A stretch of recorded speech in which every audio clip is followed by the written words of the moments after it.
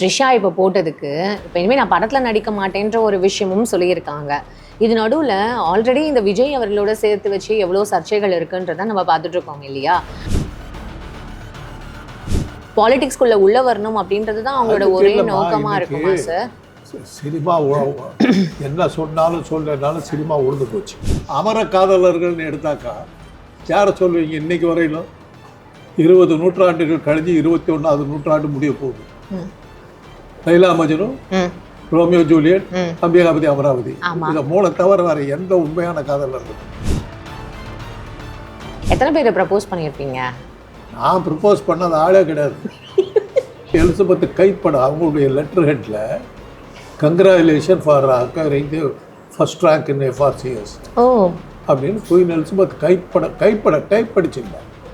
Letter ஹெட்ல queen Elizabeth கைப்பட எடுக்கு சான்ஸே இல்லை சார். துரத்தி லவ் பண்ணாங்க. அவங்கள துரத்தி லவ் பண்ணி அவர் பயந்து நடுங்கிட்டார். ஏன்னா அந்த அம்மா அவ்வளோ பெரிய பணக்காரி. செத்து போனதுக்கு காரணம் விஜய் தான். ஏன் ஒரு கூட்டத்தை நடத்துகிறவன் நீ ஒழுங்குபடுத்துறதுக்கு உன் கட்சியை நீ யூஸ் பண்ணியிருக்க வேணாம்? உன் கட்சி நிர்வாகிகள் எங்கே இருந்தாங்க அன்றைக்கி? எனக்கு இன்றைக்கும் மறக்க முடியாத ஒரு விஷயம் தான் தெரியுமா? அவர் கொடுத்திருந்த ஓய்பிரிவு பாதுகாப்பு அதிகாரிகள் முதல்ல அந்த இடத்த விட்டு ஓடணும் வாங்க. ஏஆர் ரகுமான் பற்றி நமக்கு தெரியும்ல, அவரே ஒரு தமிழ்நாட்டை தமிழன் தான் ஒரு ஆள வேணும், நமக்கான நம்பிக்கையான ஒரு பர்சனாலிட்டியாக நம்ம இங்கே ஒரு பர்சன் இங்கே வரப்போகிறார். இப்போ விஜய் பிரச்சாரம் வராததுக்கான காரணமும் விஜய் தான் ரீசன். பயப்படுறாரு, வர்றதுக்கு தைரியம் இல்லை, போகிறதுக்கு தைரியம் இல்லை. இன்றைக்கி விஜய் பற்றி யாருமா பேசுகிறா? வேட்புமனு தாக்குதல் சரி இவ்வளோ பேசுறீங்களே, வேட்புமனு என்னத்துக்கு 2 இடத்துல போடுறாரு? பெர்மிஷன் கேட்டாலும் கொடுக்க மாட்டேன்றீங்க. So what is suppose to டூன்ற ஒரு கேள்வி இருக்குல்ல சார்? எதுவாக இருந்தாலும் அவருக்கு பர்மிஷன் கொடுத்தாங்களா கொடுக்கலையாங்கிறது கிராஸ் வெரிஃபிகேஷன் பண்ணீங்களா? நீங்கள் ஒன்றும் கிடையாது. சொல்கிறது அப்படியே வேற வாக்கு. ஒரிஜினா தான் ப்ரெஸ் ரிப்போர்ட்டரை சந்திச்சு அந்த ஒரு இதில் சொல்கிறாரு. அந்த கட்சியில் இருக்கிறமா எனக்கு சம்பளமே அதுக்கு தானே கொடுக்கும். இன்னொருத்தர் பண்ணிட்டார். 6 மாதம் எல்லாரும் உள்ள ஜெயிலுக்கு போனாங்க. அப்படிதாம்மா போராட்டம் நடத்தி அப்படிதாம்மா கட்சியை வளர்த்தணும். இவர் நம்ம தலைவர், பனையூர் தலைவர், பேச விட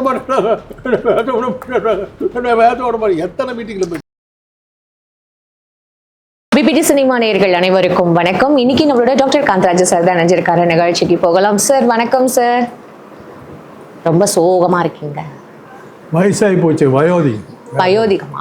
நான் என்ன தெரியுமா நினைச்சேன், நீங்க ரொம்ப சோகமா இருக்கிறதுக்கு காரணம் த்ரிஷா அவங்க இனிமே படத்துல நான் நடிக்க மாட்டேன் அப்படின்ற மாதிரி ஒரு முடிவு எடுத்திருக்காங்களாம். இது நடுவில் டெய்லியும் சமூக வலைதளத்துல காதல் பற்றி ஒரு சுவாரஸ்யமான விஷயங்கள்லாம் போட்டுட்டு இருக்காங்க.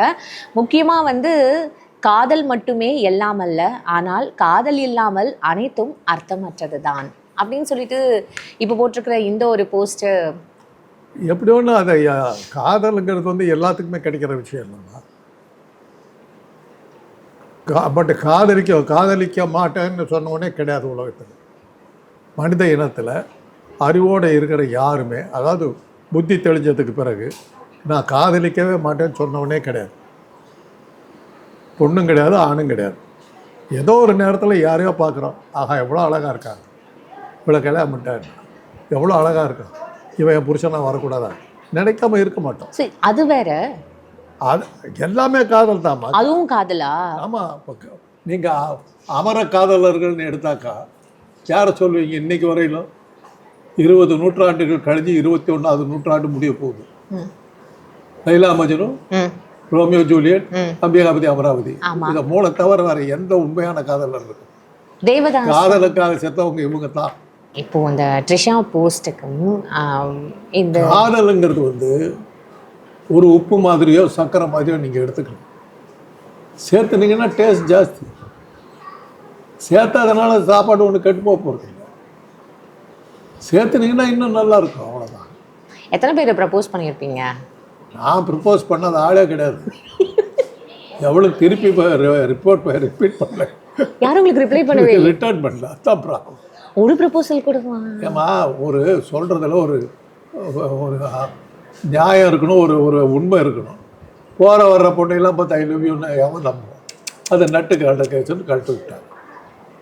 எங்கள் குரூப்பே அப்படி தான் கட்டிவிட்டாங்க. நாங்கள் ஒரு 4-5 பேர். நீங்கள் வந்து அப்போ ஒரு ரோமியோவா ப்ளே பாயா சுற்றி இருக்கீங்க. அதாவது மெடிக்கல் காலேஜில் வந்து 2 பேத்துக்கு தான் லவ் கிடைக்கும். நல்ல பர்சனாலிட்டி இருக்கிற பையனோ பொண்ணோ, அது யூஸ்வலாக எல்லா இடத்துலையும் நடக்குது. அடுத்தது ஆள் அசிங்கமாக இருப்பான், அதாவது அந்த பொண்ணு அசிங்கமாக இருக்கும், படிப்பில் பிரமாதமாக இருப்பாங்க. அவங்க பின்னாடி ஒரு பெரிய செட்டு சுற்றும் படிப்புனால. இந்த படிப்புனால எனக்கு அறிவுக்கு எங்கேயுமே வேல்யூ. என்னுடைய ஆசிரியர் ஒருத்தர் இருந்தார், எஃப்ஆர்சிஎஸில் எழுதுகிறார். அவர் வேர்ல்டில் நம்பர் 1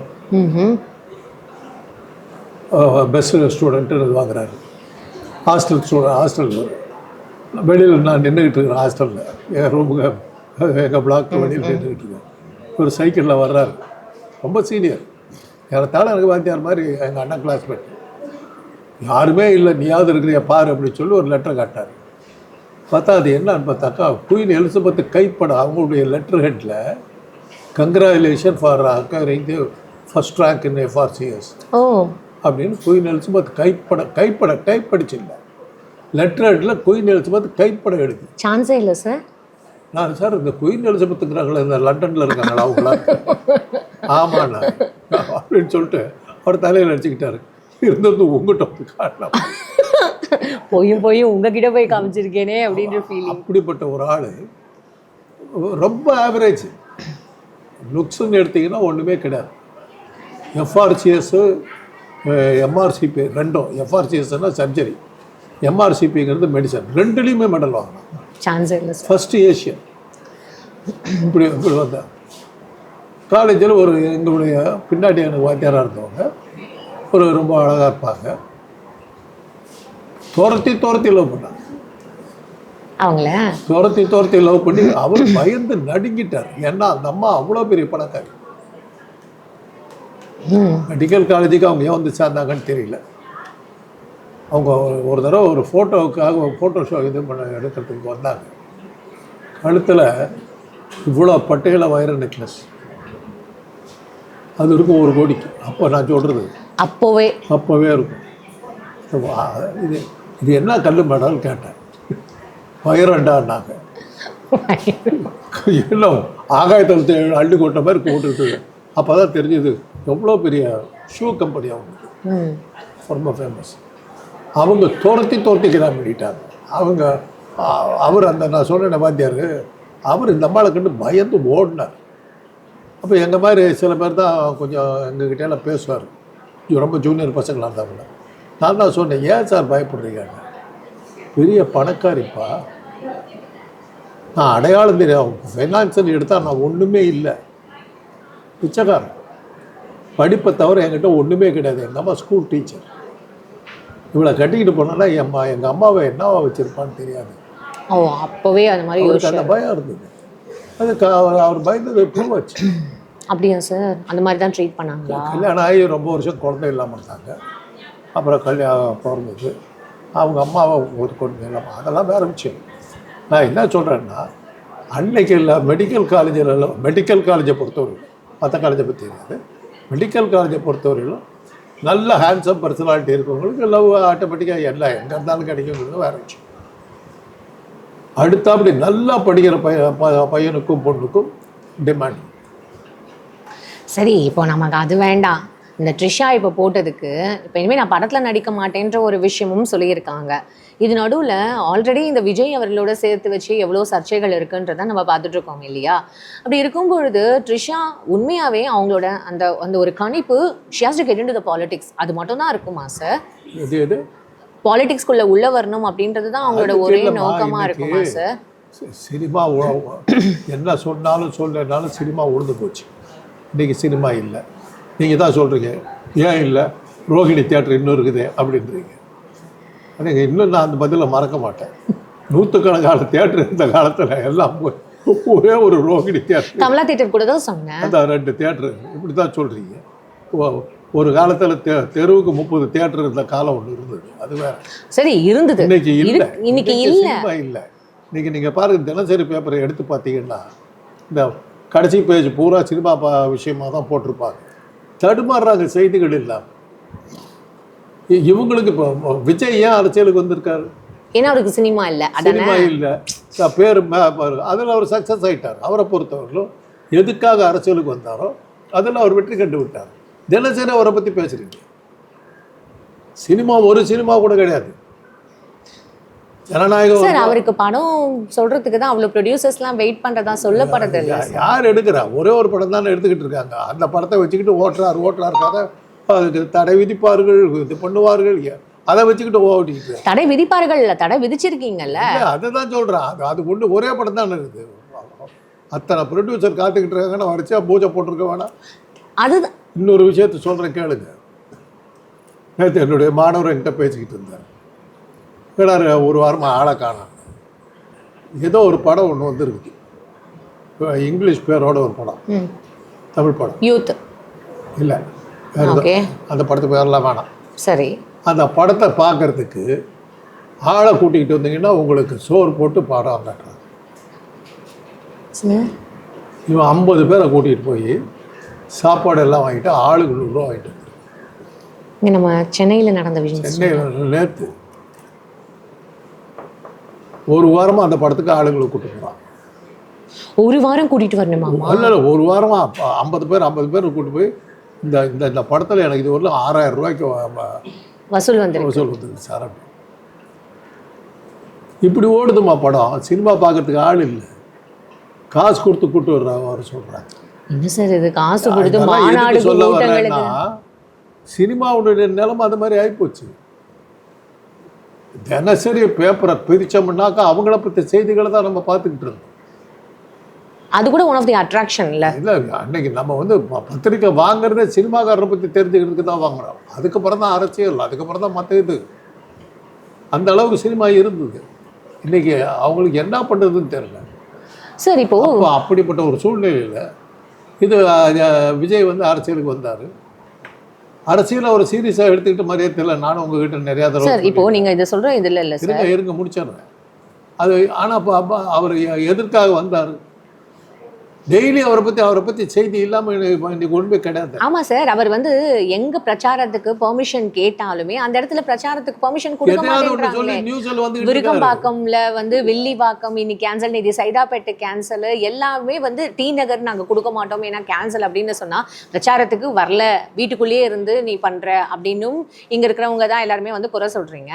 அப்படி இருக்கு, அவர் வந்து பெர்மிஷன் கேட்டாலும் கொடுக்க மாட்டேன்றீங்க. So what is suppose to டூன்ற ஒரு கேள்வி இருக்குல்ல சார். எதுவாக இருந்தாலும் அவருக்கு பர்மிஷன் கொடுத்தாங்களா கொடுக்கலையாங்கிறது கிராஸ் வெரிஃபிகேஷன் பண்ணிங்களா? நீங்கள் ஒன்றும் கிடையாது. சொல்கிறது அப்படியே வேத வாக்கு. ஆது ஒரிஜினல் தான் ப்ரெஸ் ரிப்போர்ட்டரை சந்திச்சு அந்த ஒரு இதில் சொல்கிறாரு. அந்த கட்சியில் இருக்கிறமா எனக்கு சம்பளமே அதுக்கு தான் நான் கொடுக்குறேன். பொய்யான விஷயத்த சொன்னா சம்பளமே எனக்கு அதுக்கு தான் நான் கொடுக்குறேன் சார். இப்போ இவ்வளோ வந்து அது பொய்யான ஒரு விஷயமா இருந்தா அந்த மாதிரிலாம் அவங்க எங்ககிட்ட வந்து பெர்மிஷன் கேட்கலாம் சொல்லுவீங்க.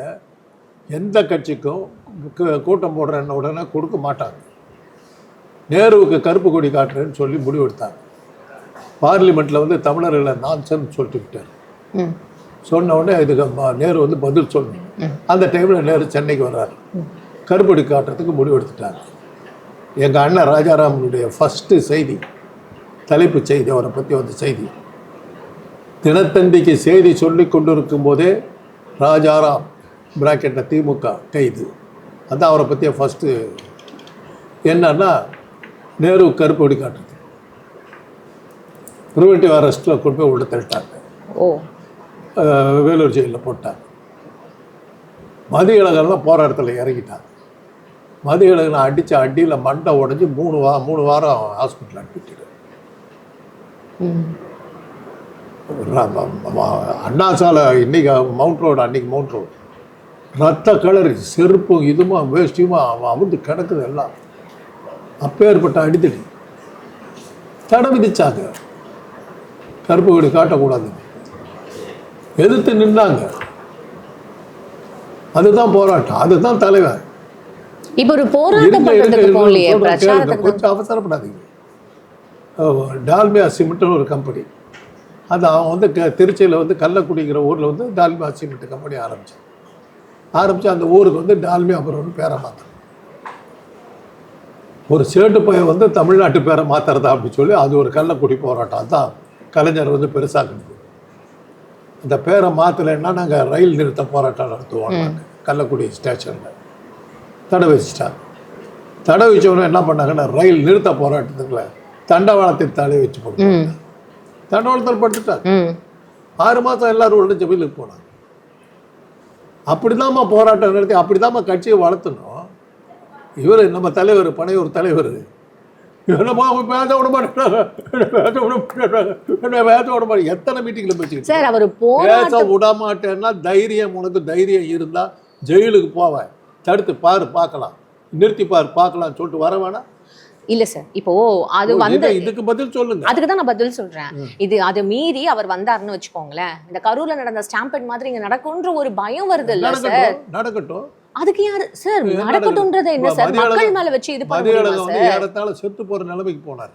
கண்ணதாசன் செத்து போற நிலைமைக்கு போனார் சார். ஒரு தலைவன் அவர் வந்து இறந்து போறதை பத்தி கவலைப்பட மாட்டாங்க சார். ஆனா தன்னால தன் மக்கள் வந்து இறந்து போறதை எப்படி சார் அக்செப்ட் பண்ண முடியும்? இன்னும் கரூர் ஸ்டாம்பேட் நம்மளால அக்செப்ட் பண்ண முடியாது இல்ல சார்? வரக்கூடாது. இதில் சேலத்தில் வந்து கம்யூனிஸ்ட் ஒரு போராட்டம் நடத்துகிறாங்க தம்மம்பட்டியில், விவசாய போராட்டம். 32 பேர் கொல்லப்பட்டார்.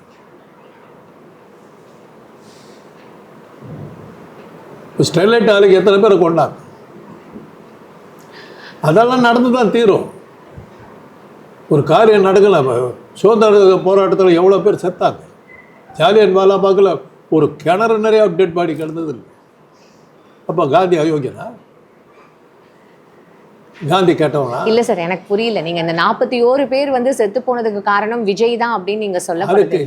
அந்த செத்து போனதுக்கு காரணம் விஜய் தான். ஏன் ஒரு கூட்டத்தை நடத்துறவன் நீ வந்து ஒழுங்குபடுத்துறதுக்கு உன் கட்சியை நீ யூஸ் பண்ணியிருக்க வேணாம்? உன் கட்சி நிர்வாகிகள் எங்கே இருந்தாங்க அன்னைக்கு? எனக்கு இன்னைக்கும் மறக்க முடியாத ஒரு விஷயம் என்ன தெரியுமா?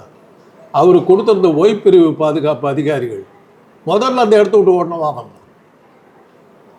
ஸ்டாம்பேட் நடக்குதுன்னு ஒன்று, கசமுசா நடக்குதுன்னு உடனே முதல்ல அந்த இடத்த காலிப்பட்டு உயிர் பொழைச்சா போதுன்னு ஓடினவங்க யாருன்னு பார்த்தீங்கன்னா இந்த ஓய்பிரிவு அதிகாரி, மக்களை பாதுகாக்கிற துறையில் இருக்கிறாங்க. அதான் சார். இப்போ திமுகலேருந்து பிரச்சாரம் பண்ண போறாங்க, இல்ல அதிமுகலேருந்து பிரச்சாரம் பண்ண போறாங்க, இல்ல எனி தலைவர் ஃபார் தட் மேட்டர் அவங்க பிரச்சாரம் பண்ண போறாங்க அப்படின்னா அவங்க பிரச்சாரம் பண்ண வேண்டிய விஷயத்த அவங்க கரெக்டாக அதை டெலிவர் பண்றாங்களா, என்னென்ன பேசணுன்றத பேசுறாங்களா அப்படின்ற அந்த ஒரு டென்ஷன் மட்டும்தான் இருக்கும். விஜய் போனா மட்டும்தான் இல்ல, அந்த வேவ்ஸ், அந்த மக்களோட வேவ்ஸ், விஜய் சின்ன பையன் பேசணும்ன்ற என்ன பேசணுமா, கூட்டத்தை கண்ட்ரோல் பண்ணுமா, மேல வந்து விழுறாங்க, அவருக்கு அந்த டென்ஷன் தானே சார் இருக்கும். எல்லா கட்சியிலையும் உண்டுமா, எல்லாமே தான் நடந்தது. ஜாலியன் வாலாபாக் வந்து ஒரு மீட்டிங் தான். ஜெனரல் டயர் என்னத்துக்காக சுட்டான்னு இன்னைக்கு உள்ள யாருக்கும் தெரியாது. எல்லாம் அந்த பக்கத்தில் இந்த கிணத்துக்குள்ள தப்பிச்சுக்கலான்னு குதிச்சாக்க அதுக்குள்ள பூந்து சுட்டு ஒரு 30 டெட் பாடி அதுக்குள்ளார கிடந்து. அது போராட்டம்னா அப்படி நடக்கத்தான் செய்யும். போராட்டத்துக்கு பண்ணலாம் சார், பிரச்சாரத்துக்குலாம் இறந்து போறாங்க. பிரச்சார மீட்டிங் தான் போராட்டமா மாறுச்சு. அந்த ஒரு பயம் வந்து ஒரு தலைவரா விஜய்க்கு இருக்கும் இல்ல சார்? நம்ம போனாலே 41 பேர் சாவறதுக்கு என்ன காரணம்? அந்த பொறுப்போடு வச்சிருந்தா 41 பேர் ஏன் சாவறாங்க? ஃபைன் சார், அது திருப்பி ரிப்பீட் ஆக கூடாதுன்ற ஒரு மைண்ட். இன்னைக்கு வரலும் அந்த 41 பேர் இறந்ததுக்கு யாரை நீங்க வந்து கைது பண்ணீங்க?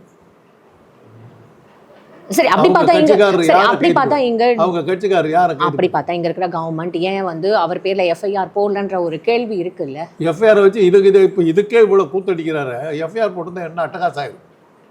என்ன அட்டகாசம்? அப்புறம் அதனால தானே இவரே போய் கேட்டாரு. அதனால தானே சிபிஐ என்கொயரி. சிபிஐ கேட்டுவிட்டு அப்புறம் அவன் போட்டு கொடை ஆரம்பிச்சு மாட்டிட்டு முடிக்கிறாரு. முதல்ல வயல கை விட்ட மாதிரி. Fine sir. இப்போ நீங்க வந்து இப்போ விஜய் பிரச்சாரம் வராததுக்கான காரணமும் விஜய் தான் ரீசன். பயப்படுறாரு. வர்றதுக்கு தைரியம் இல்லை, போறதுக்கு தைரியம் இல்லை. ஒரு தலைவர் சுடு நெஞ்ச திறந்துக்கிட்டு நிற்கின்ற திருப்பூர் குமரன் என்ன பண்ணா? ஏன் திருப்பூர் குமரன் தியாகின்னு போட்டு ஊரா செலவைக்கிறோம்? கொடியை இறங்கடா கீழே நாங்கள் முடியாதுடா அடிச்சே கொண்டாங்க திருப்பூர். உனக்கு அந்த தைரியம் இல்லைன்னா கட்சியாக நடத்துகிற. உனக்கு விளம்பரமும் வேணும், செலவாகக்கூடாது, அடியும் விடக்கூடாது, இதெல்லாம் ஜாக்கிரதை. அவ்வளோ ஜாக்கிரதை. உலகத்திலே நீ ஒரு ஆள் தான் புத்திசாலி, மற்றவெல்லாம் மடைய. இப்போ இன்டைரக்டா நிறைய பேர் வந்து விஜய் அவர்களுக்கு சப்போர்ட் பண்ற மாதிரி சில ட்வீட்ஸ்லாம் போடுறாங்க சார். லாரன்ஸ்மா யூடியூபை தவிர வேற யார் இருக்கா? இல்ல சார், நான் வந்து சொல்றேன் இன்றைக்கி எலெக்ஷன் மீட்டிங் நடக்குது, ஒவ்வொரு கட்சியும் போடுறாங்க. விஜய்னு மீட்டிங் போடவே இல்லை. எல்லாம் வேட்புமனு தாக்கல் பண்ணிக்கிட்டு இருந்தாக்கா கல்யாண ஃபங்க்ஷனுக்கு போகிறாரு, சீமந்தத்துக்கு போகிறாரு, ஃபர்ஸ்ட் நைட்டுக்கு போயிட்டுருக்காரு. ஃபர்ஸ்ட் நைட்டா? அது ஒன்று தான் பாக்கியில் இருக்குது சார். நீங்கள் வயசுக்கு ஏற்ற மாதிரியே பேச மாட்டீங்களா? சினிமா பற்றி பேசும்போது இப்படி தான் பேசும். பிரச்சாரத்துக்கு வரத்துக்கும் அனுமதி இல்லை. But at the same time keep on telling something. அனுமதி கொடுக்க மாட்டாங்கம்மா. அதை எதிர்த்து நிற்கிறவன் தான் தலைவர். நான் இது 1000 தடவை சொல்கிறேன், அதே உங்களுக்கு புரியலையா? அப்போ ஸ்டாம்பேட் நடந்ததாலும் அவர் மேலேயே திருப்பியும் ஸ்டாம்பேட் நடக்குது.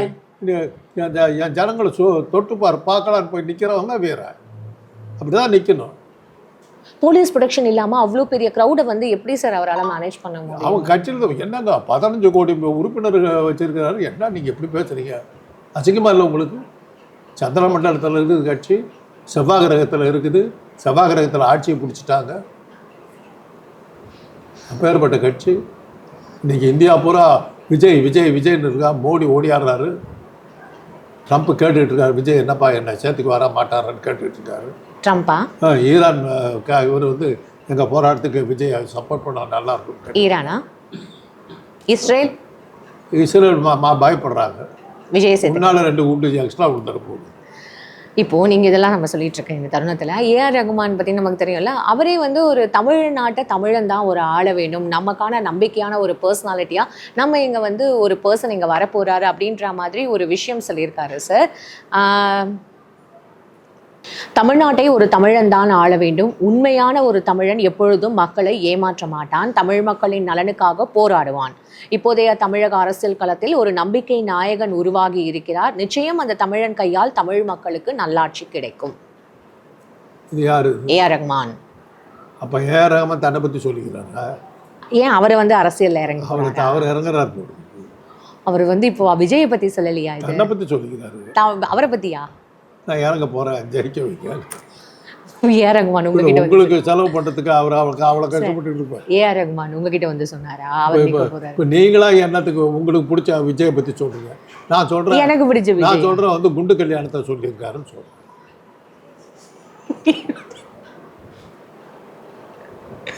காந்தராஜ் சார், செந்திலை பத்தி சொல்லி உங்களை மாதிரி யாருமே இல்ல முட்டு கொடுக்க முடியாது பத்தி சொல்லியிருக்காருன்னு சொல்றேன். முட்டு கொடுக்கறதுக்கான award first place goes to Kantharaj sir. அது என்னது உடனே விஜய் கிட்ட ஏமாறீங்க? உங்களுக்கு அவர் பிடிச்சிருந்ததுனால நீங்க எடுத்துக்கங்க சார். இப்போ நடக்கிற இந்த அரசியல் சூழ்நிலைக்கு ஏத்தா மாதிரி இப்படி ஒரு ட்வீட் வரும் பொழுது, அதுவும் இப்போ எலெக்ஷன் ஏப்ரல் 23 இருக்கும் பொழுது, இன்னைக்கு விஜய் பத்தி யாருமா பேசுறா? வேட்புமனு தாக்குதல் சரி இவ்வளோ பேசுறீங்களே, வேட்புமனு என்னத்துக்கு 2 இடத்துல போடுறாரு?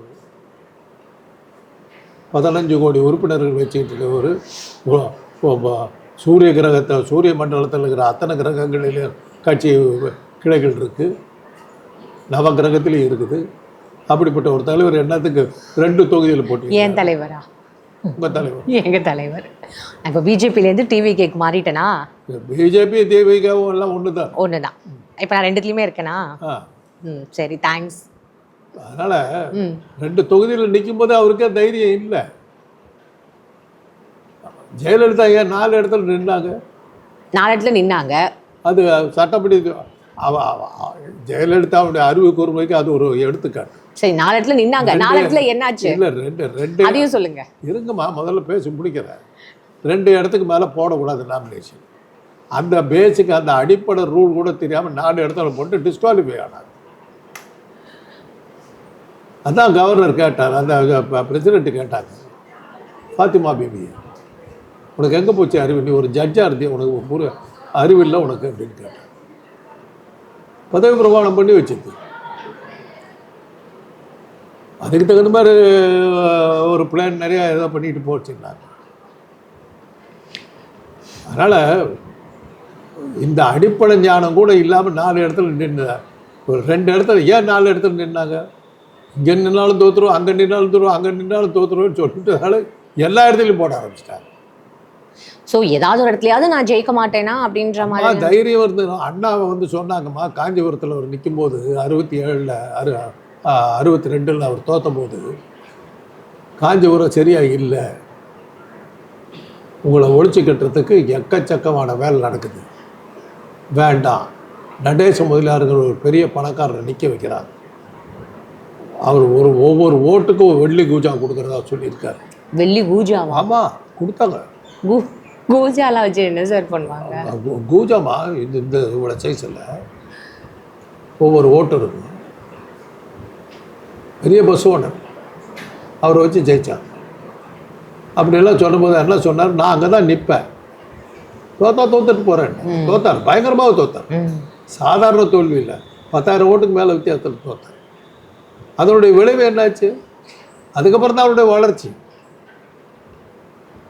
உடனே ராஜ்யசபாவுக்கு போனார்.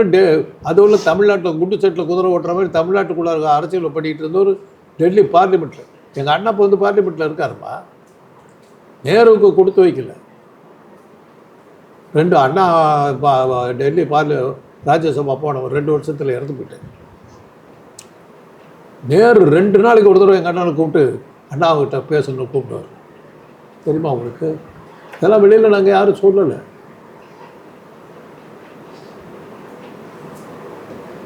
அது அந்த அளவுக்கு நேரு அது வரல என்ன நினச்சிக்கிட்டு இருந்தாருன்னா, இங்கிலீஷில் தன்னை மாதிரி பேசுறதுக்கு எவனும் இல்லை அப்படின்னு நினச்சிக்கிட்டு இருந்தார்.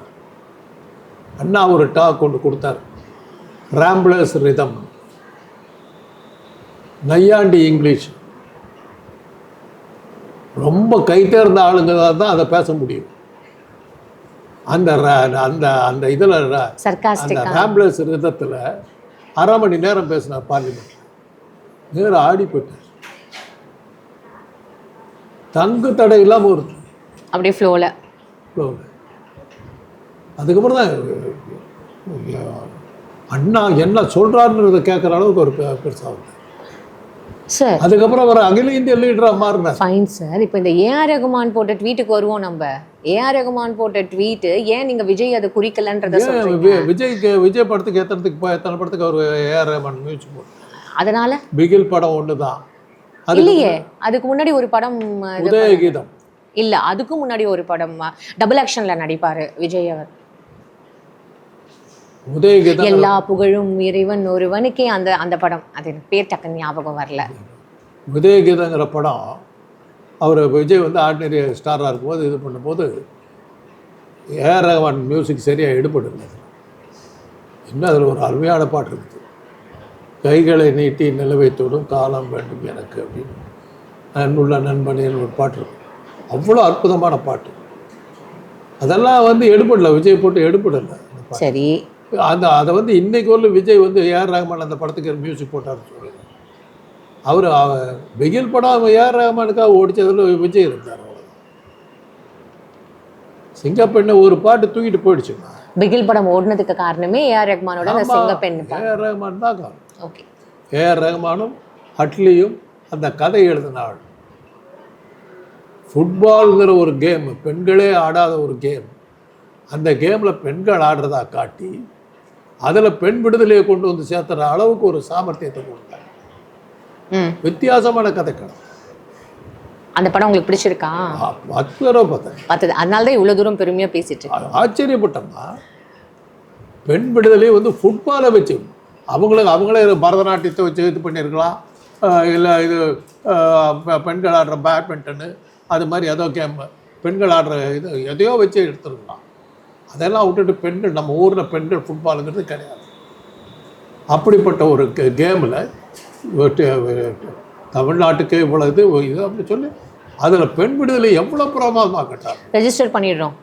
பிகில் படம் ஓடுனதுக்கான காரணம் கதை வசனகர்த்தா ஏஆர் ரகுமான். அந்த சிங்கப்பெண்ணை பாட்டை வந்து அந்த ஃபஸ்ட்டு இது ப்ரோமோ விடுறாங்க. அட்லியும் அந்த கவிஞரும் நிற்கிறாங்க. பெண்ணுன்னாவே வந்து மென்மையாகவே காட்டுறோம். பூ, தென்றல், இது மாதிரி வானம், இந்த மாதிரி காட்டுறோம். அவங்களே வந்து புயலாகவும் நெருப்பாகவும் காட்டுற ஒரு விமன் ஆந்தம் வேணும் சார் அப்படி. உடனே ரகுமான் எஸ் போலாம் அப்படி சொல்லிட்டு பியானோ டேன்னு அடிக்கிறார். சிங்கப்பெண்ணே ஆணி நம்மே உன்னை போற்றுமே. பாடுறா பாடுங்க. நெக்ஸ்ட் லைன் பாடி. என்ன மாதிரி வார்த்தைகள். Fine sir. இப்போ ஏஆர் ரகுமானோட ட்வீட்டு முடிஞ்சது. அப்போ ஏஆர் ரகுமான் வந்து போட்டது அவருக்கே, அவர் அரசியலுக்கு வர நீங்க போறாரு. வந்து அவருக்கு எடுத்துக்கும் போது நான் ஏன் இப்படி எடுத்துக்கிறேன்? அவர் விஜய் நினைச்சு தான் சொல்லி இருப்பாருங்கிறது வேற விஷயம். ஏன் இப்படி இருக்கக்கூடாதுங்கிறது என்னுடைய பார்வை. Fine sir. ஸோ இது அடுத்து இது எந்த மாதிரியான ஒரு அப்டேட்டுன்றதை நம்ம தொடர்ந்து பேசுவோம் சார். உங்கள் நேரத்துக்கு ரொம்ப நன்றி சார்.